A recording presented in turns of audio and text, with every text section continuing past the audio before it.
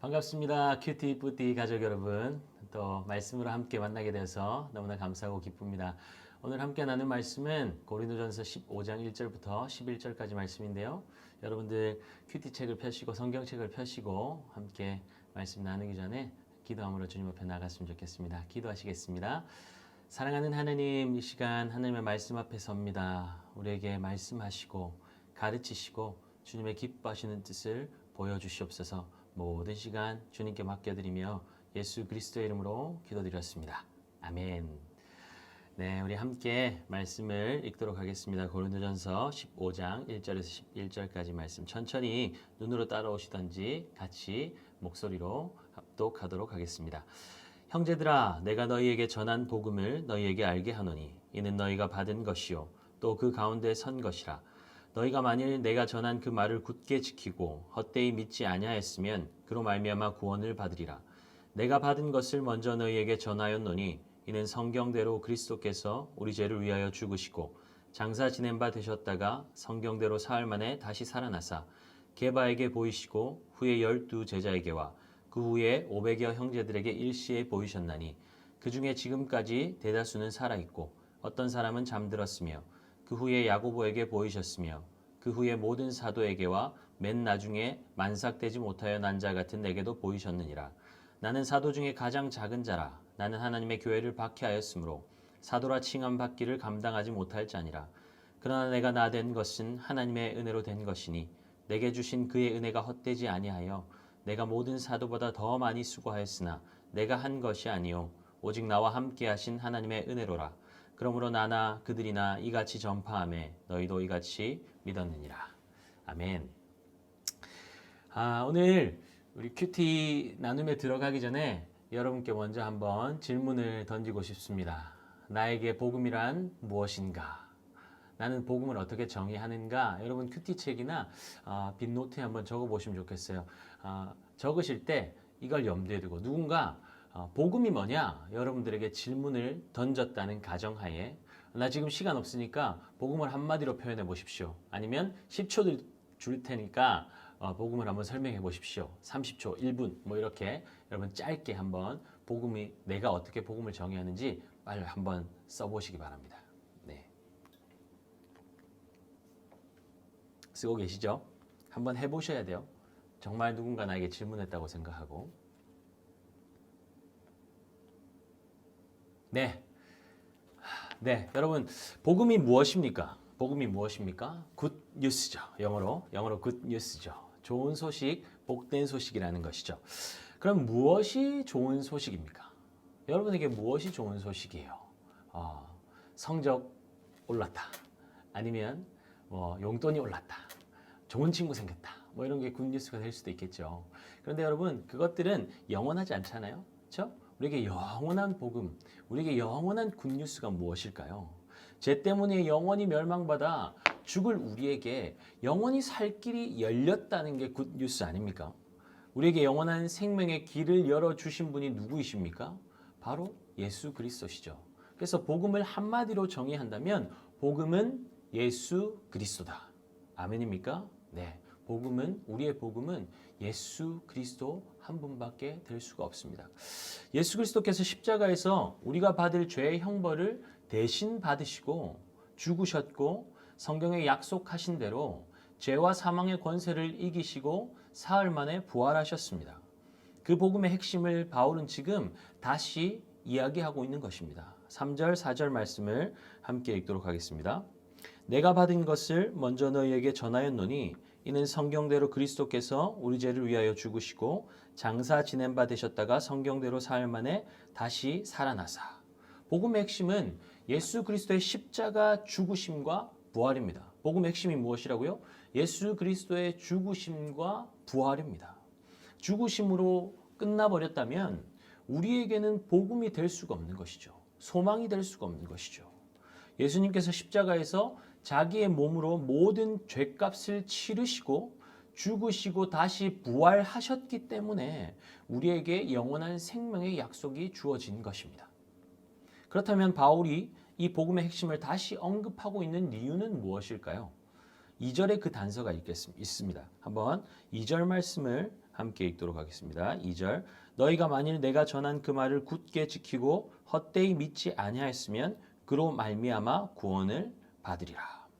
바울이 전한 복음을 헛되이 믿지 아니하였으면 구원을 받을 텐데 헛되이 믿는 사람들이 있다는 말 아닙니까? 당시 고린도 교회 안에 복음의 핵심인 부활을 부정하는 헛되이 믿는 자들이 있었기 때문에 바울은 그들을 염두에 두고 복음의 기초를 다시 그들에게 설명하고 있는 것입니다. 4절에 보면 바울은 예수님께서 장사되셨다가 성경대로 사흘 만에 다시 살아났다고 말하고 있죠. 예수님께서 장사되어 무덤에 들어갔다라는 말은 무슨 말입니까? 실제로 죽음을 경험하셨다는 것이잖아요. 당시 예수님의 부활을 부인하는 사람들은 예수님이 진짜로 죽은 것이 아니었고 너무나 큰 고통 때문에 잠시 기절했다가 정신이 돌아와서 스스로 무덤에서 걸어 나갔다라고 주장하거나 혹은 예수님의 시신을 제자들이 훔치고 예수님께서 부활하셨다고 거짓 소문을 낸 것이라는 주장을 했습니다. 이에 대해서 바울은 예수님의 부활하심의 역사적인 증거를 대고 있는 것이죠. 예수님의 부활의 첫 번째 증거가 무엇입니까? 증인들이 있었다는 것입니다. 5절에서 8절까지 보니까 부활하신 예수님의 부활하신 몸을 본 증인들이 누구였다고 기록되어 있습니까? 게바, 12제자, 500여 형제, 야고보, 바울, 여러분 이렇게 수많은 증인이 있는데 어떻게 거짓말을 하겠어요? 만약 그 증인들이 죽었다면 모르지만 6절에 보니까 그 증인들이 대부분 살아있다라고 말하는 것은 예수님의 부활의 증거가 되는 것이죠.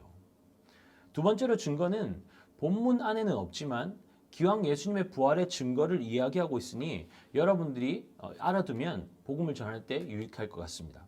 두 번째 증거는 예수님의 빈 무덤입니다. 예수님 부활하신 후에 당시 당국자들도 시신을 찾을 수가 없었습니다. 시신이 없어졌다는 사실은 로마 당국자와 파수꾼들에게도 굉장히 난처한 상황이었죠.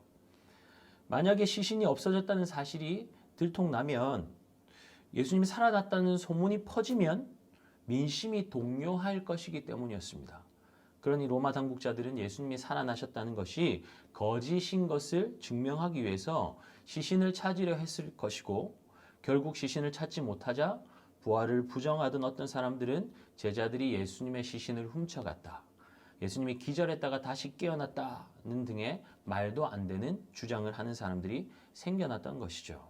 그런데 생각해 볼까요? 무덤은 큰 바위로 봉해져 있었습니다. 그리고 로마 군인들이 보통 16명의 한 조가 되어서 무덤을 지키고 있었습니다.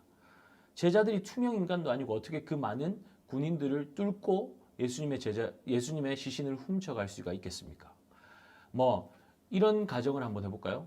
약을 타서 먹여서 기절시켰다고 칠지라도 그 큰 돌 무덤, 문을 봉인해놓은 그 큰 바위를 어떻게 제자들이 옮겼겠냐고요. 그럴 수가 없는 것이죠. 불가능한 것이죠. 세 번째 증거는 제자들의 변화입니다. 제자들은 죽음이 두려워 다들 도망갔던 자들입니다. 그런 겁쟁이들이 어떻게 예루살렘 한복판에서 예수를 그리스도라고 외칠 수 있었겠습니까? 그들도 죽을 수 있는 상황인데 무엇이 그들을 변화시킬 수 있었을까요? 그들을 변화시킨 것이 있었다는 증거죠. 예수님을 만나기 전 바울은 어떤 사람이었습니까? 9절에서 예수 그리스도를 통해 변화되기 전에 자신의 삶을 소개하고 있습니다. 9절 나는 사도 중에 가장 작은 자라 나는 하나님의 교회를 박해하였으므로. 바울은 예수 믿는 성도들을 박해하던 사람이었습니다. 그런데 어떻게 자신이 가진 모든 것을 해로 여기고 예수 그리스도를 아는 지식이 가장 고상하다고 고백하고 생명까지도 귀한 것으로 여기지 아니하고 복음을 전하는 자의 삶을 살게 되었습니까? 10절에 바울이 뭐라고 고백하죠? 나의 나된 것은 하나님의 은혜다. 하나님의 은혜다. 예수님께서 부활하신 세 번째 증거는 바로 변화된 우리 자신입니다. 우리가 경험한 복음은 우리 안에만 머물러 있으면 안 됩니다. 반드시 복음을 경험한 자들을 통해서 그 복음이 전해져야 합니다. 고린도 교회에 복음이 들어갈 수 있었던 이유가 무엇입니까? 3절에서 알 수 있듯이 복음을 경험한 바울이 자신이 받은 복음을 전해 주었기 때문이죠. 로마서 10장 13절에 누구든지 주의 이름을 부르는 자는 구원을 받으리라 이렇게 말씀을 기록하고 있는데 그 다음 구절에 여러분 한번 귀를 기울여 보십시오. 14절에 그런즉 그들이 믿지 아니하는 일을 어찌 부르리요 듣지도 못한 일을 어찌 믿으리요 전파하는 자가 없이 어찌 들으리요. 우리가 믿지 않는 가족에게 친구들에게 복음을 전하지 않으면 그들이 어떻게 생명과 구원을 주시는 예수의 이름을 부를 수 있겠습니까? 그럴 수 없다는 것이죠. 오늘 우리는 복음의 핵심인 예수 그리스도의 죽으심과 부활, 예수님의 부활의 증거를 역사적인 증거와 개인적 변화의 증거가 있다는 것을 말씀을 통해서 알 수 있었습니다. 물론 말씀을 통해서 우리가 가진 복음의 기초를 다지는 시간도 되고 있지만 더 중요한 것은 내가 가진 생명의 복음을 전해 주어야 한다는 것이죠. 오늘 여러분에게 좀 부담스러운 생활 과제를 드리고 오늘 큐티 마무리하도록 하겠습니다. 이제 기도 시간으로 이어지게 될 텐데 기도하면서 여러분들이 가진 그 생명의 복음을 예수 그리스도를 나누어야 할 그 사람을 한번 떠올려 보면 좋겠습니다. 또는 성령께서 또 기도하는 가운데 떠올려 주시겠죠. 그리고 거기서 끝내지 마시고 기도도 하시고 그의 영혼구원을 위해서 기도하시되 또 여러분들이 믿음으로 그 한 명 이상에게 이번 한 주 내가 어떤 방식으로든 복음을 한번 전해 보겠습니다. 주님 앞에 결단하고 한번 도전해 보면 좋겠습니다.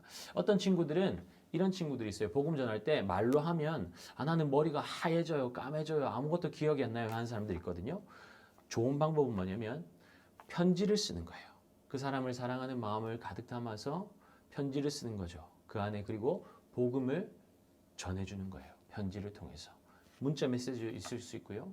아니면 짧게, 정말 짧게 한마디라도 해준다면 정말 하나님이 기뻐하시는 여러분들의 삶이 될 줄 믿습니다. 이 시간에 한번 기도의 시간으로 나아갈 때 여러분 주님 말씀 앞에 순종함으로 반응하는 결단으로 나아가기를 소원합니다. 기도하시겠습니다.